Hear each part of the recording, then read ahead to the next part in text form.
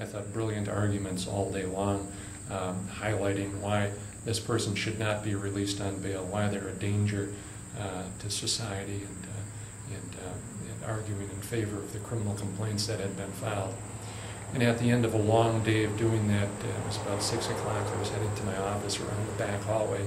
The hallways are rather dim, and it was very quiet, and I remember the sound of chains dragging on the linoleum floor, and upon looking closer, there was a stringer full of guys that had all just appeared in the courtroom that I was in, and they were being led by deputy sheriffs out to a bus, and the bus had bars in the windows, and I know exactly where they were going. At that time,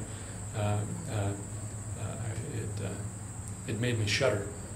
I'm going home to have dinner. They're going off to a facility completely separated from their family, from their loved ones, and it was at that point I decided that if I ever saw such a sight, that as persons in bondage and did not get goosebumps, was not moved by that was the time for me to look for other work. I look for the good in people. I look for the good in people, and there's very few evil people that I see coming through my courtroom. I see people that have made really bad decisions. Some of them started out with a stacked deck, a deck stacked against them, and others squandered, the gifts that they had been given.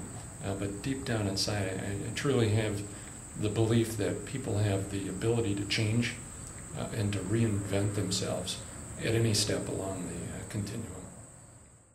It's much more palpable in the juvenile court, however, because I do see folks changing their life. I'm on their case until such time as they change their life. If they don't change their life, I may change it for them.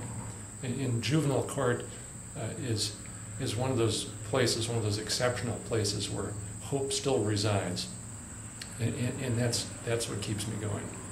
Is the knowledge that people can change.